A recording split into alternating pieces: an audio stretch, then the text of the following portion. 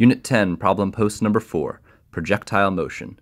Be sure to fill out your pre-score, number 1 through 5, assessing your ability to model the path of an object with a quadratic and identify its key features before watching the video.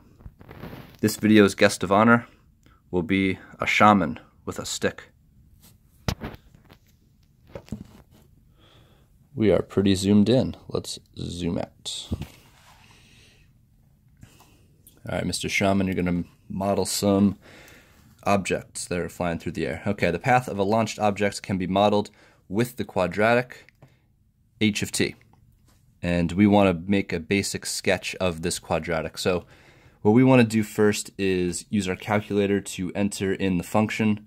Start over here, we'll go to our y equals screen, and we'll enter in the function -16. It says t, but on my TI-84, my variable button is x, so x will be in the place of t here. -16t squared plus 128 x plus 144. Okay, so I'll hit graph and I'll get a general feel for what this function looks like. And it's a pretty big function, so we're going to have to zoom out a little bit. I noticed that my leading coefficient is negative, and if I'm tracking the motion of an object, I know it's going to go up, reach a maximum, and then come back down and hit the ground. So I need to extend my y-axis so I can see the maximum of this graph. So I'll go to my window button, and I need to go to y max, and right now I'm only going up to 10, so I got to make that a much bigger number, and I'll make it 100, hit graph, and I'll see, well, that still didn't do it because it's actually really far up there. So if we're still not sure, we can do something drastic, like maybe 500. Maybe that'll be a better image. And it looks like 500 is a good one. So if I make my y scale go up to 500 and keep my x scale going up to 10, that would be a good picture. So on my graph, I know the size of my window actually goes up to 500, and maybe it goes out to 10. And looking back at it again, it looks like the maximum is between 0 and 10 somewhere, maybe somewhere around 4, something like that. So I'm going to hit the maximum somewhere close to that and come back down and intersect before 10 with the x-axis. Okay, so there's a general sketch. We know this object is being launched. It's going to go up, hit a maximum, and then eventually fall back down to the ground. Number 2 wants the initial height of the object. So if I want the initial height, anytime I want the initial value of something, that is at time 0. So I know the t value must be equal to 0 for my function. So if t is 0, I can use this h of t function, plug in a 0 for t, and find the initial height. So I'll find h of 0, and that'll be -16 times 0 squared plus 128 times 0 plus 144. Now this is actually pretty cool because 0 squared is 0, and 0 times anything is 0. Again, 0 times 128 is going to give me another 0, so both of these two terms zero out, and I'm only left with the 144, so h of 0 is equal to 144. So the initial height of the object doesn't give me any units here, so I guess I'll just say 144 units. 144 units. We also could have found this information with the calculator. Instead of plugging into the function, we could have went to the table and also found where x is 0, and we see the output here is 144. So using the table is another way you could have got that answer. If we have to show work, though, then we might want to show the algebra plugging in. For number 3, at what time does the object reach its maximum? Well, the maximum of the function is located right here. This is the vertex. That's our vertex. So if we want to find the vertex and specifically the time at which we reach that vertex, time is the input value. So the input value is anywhere along this line. So what I'm really looking for here is the axis of symmetry. And I know to find the axis of symmetry, I can use the formula x equals negative b over 2 times a. And if we are unsure about the a and the b, remember quadratics in standard form are written ax squared plus bx plus c. So I'm looking for this a value and this b value. And in this quadratic, it looks like the a value, the coefficient of t squared, is a negative 16, and the b value, the coefficient of the t term, is 128. So substituting into the formula, I'll have negative b, which is negative 128, divided by 2 times a, which will be a negative 16.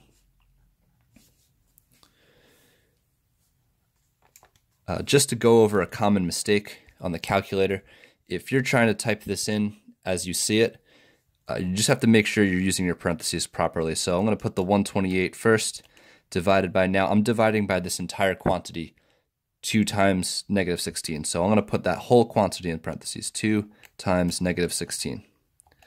And then that will give me my answer. It's 4. So it will happen at 4. I use x here, but my variable really is t. So I should just say t is equal to 4. And it will happen after 4 seconds, maybe? 4 units of time. I guess I should have used some units when I wrote the problem. Okay, well, that's the idea. After 4 amount of time, whatever unit of time we're talking about.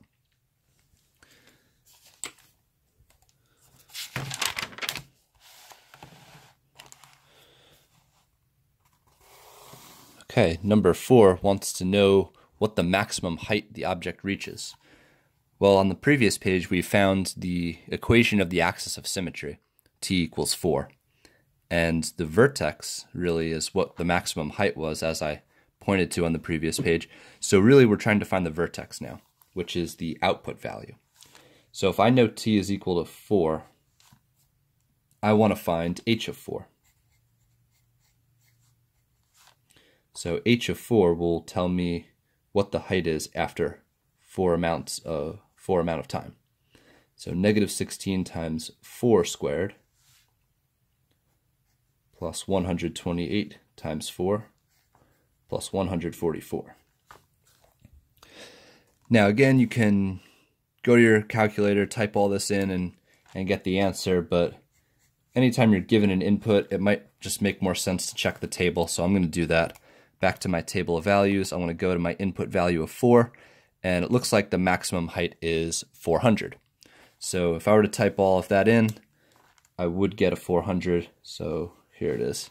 The maximum height is 400 units.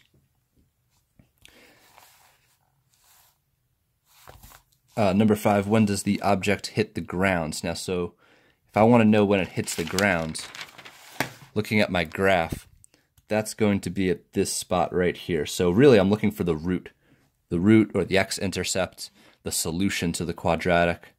So what I can do for this, if it's not an integer, I can graph the x-axis and find the intersection. So let's try that. So going back to the y equals screen, I need to make the equation of the x-axis. It will be the equation y equals 0, because anywhere along the x-axis, the y value is equal to 0. So here's y equals 0. Now when I hit graph, you'll notice in the top right, the calculator will be thinking. It is graphing the x-axis. So here I go, I hit graph, and then we got the bars going up and down. It was really quick, and that graphed the x-axis. We don't see it just because the pixels are right on top of each other. So from here, I want to find this intersection. So I'm going to go to second, calculate, and option 5 says intersect. So I'll go down and use option 5.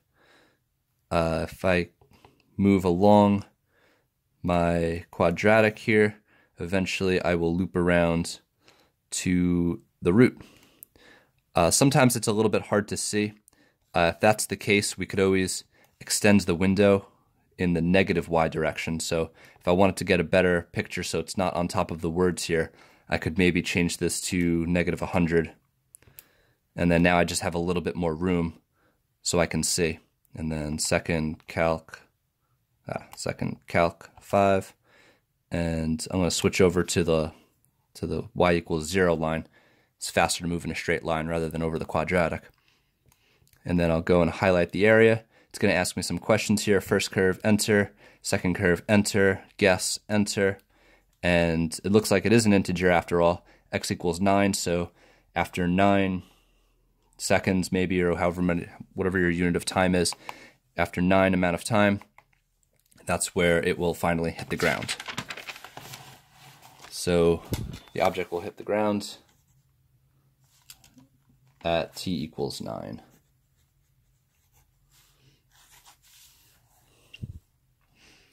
Finally, we want to determine the appropriate domain and range for h of t for this scenario.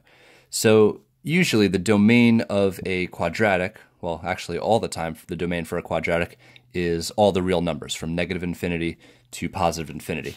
And if we were to just consider this as a theoretical function, it will continue downward and to the right forever, it will continue downward and to the left forever. So all the x values are included. But this is matching the path of an object, meaning we're talking about units of time, and we don't really care about negative time. We're only interested in the initial time at time 0 from when it was launched until it finally hits the ground and stops here. So we just want to go from 0 until the time that it hits the ground, which we just discovered in question number 5 to be 9. So my domain for this scenario is just from 0 to 9. So we'll write that down here, domain. We're going from 0 less than or equal to t less than or equal to 9. So this is just saying that t is greater than or equal to 0, but less than or equal to 9 in between 0 and 9. An alternate way to write it, this is inequality notation. We could also use interval notation and say from 0 to 9 with brackets because the 0 and the 9 are included. Finally, the range. Again, the range of a quadratic will extend to either infinity or negative infinity, depending on the situation and the sign of the a term. In this case, theoretically, it does extend to negative infinity and stops at its maximum, which we discovered to be 400. So just thinking about the path of the object, the highest the object reaches is this vertex 400 units up, and then it goes and eventually hits the ground at 0 units. So I'm not really interested in the object going below the ground because it will stop when it hits the ground. So from 0 to 400 will be my range, because that's the only amount of space where this object can really exist in the real world.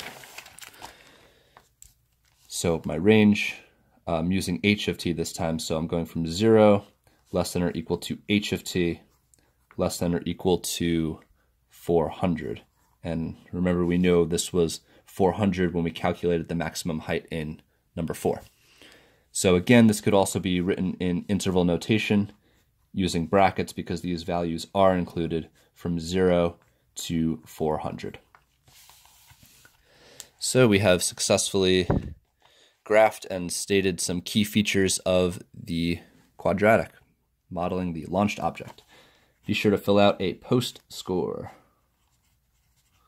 Number 1 through 5, assessing your ability to model a launched object with a quadratic and identify its key features after watching the video. Maybe the shaman will be able to do it too.